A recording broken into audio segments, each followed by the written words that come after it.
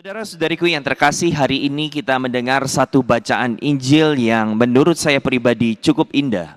Kisah tentang bagaimana Yesus menampakkan diri kepada Maria Magdalena. Tetapi supaya kita punya satu konteks yang lebih utuh, kalau kita buka mungkin beberapa ayat sebelum Injil hari ini, dikisahkan bahwa pagi-pagi buta Maria Magdalena pergi ke kubur.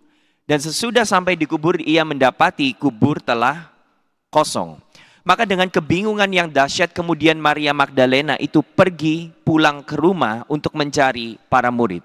Dan setelah sampai di rumah, Maria Magdalena berkata, gawat, bahaya. Kenapa? Karena kuburnya kosong.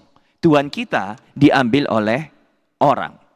Dan ketika mendengar apa yang diucapkan oleh Maria Magdalena, kemudian di ayat-ayat sebelum Injil hari ini, dikatakan bahwa dua murid, yaitu Petrus dan murid kesayangannya yaitu Yohanes, langsung pergi berlari ke kubur.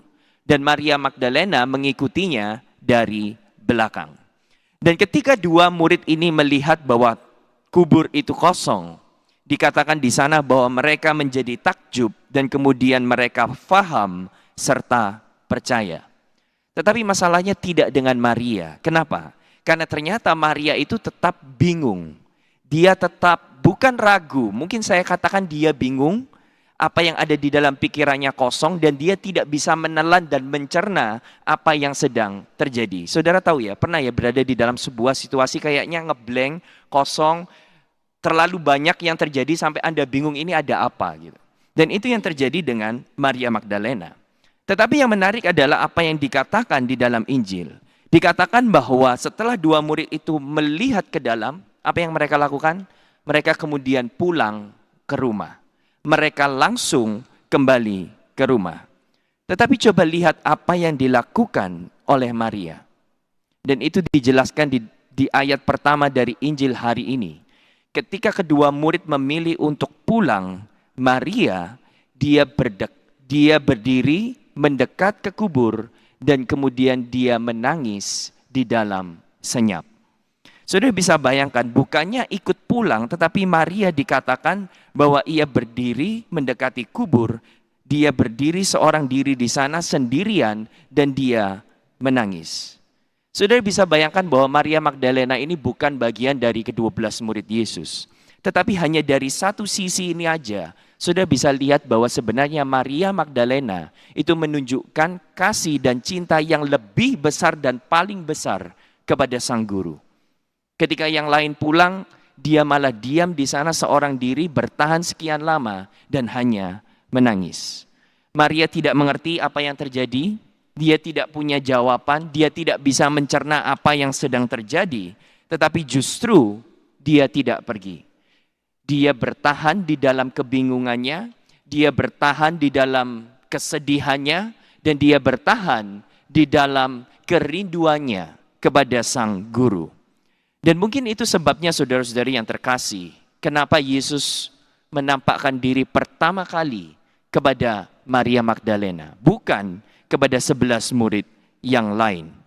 Dan ini menjadi sesuatu yang indah karena ini mengatakan kepada kita bahwa seringkali Allah itu menyatakan dirinya bukan hanya kepada mereka yang cepat mengerti, seperti kedua rasul yang tadi sudah ke kubur dan mereka tahu dan faham.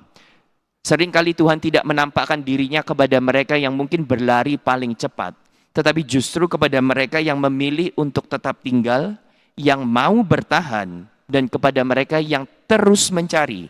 Bahkan ketika segala sesuatunya itu tampak tidak masuk akal dan tidak bisa dimengerti.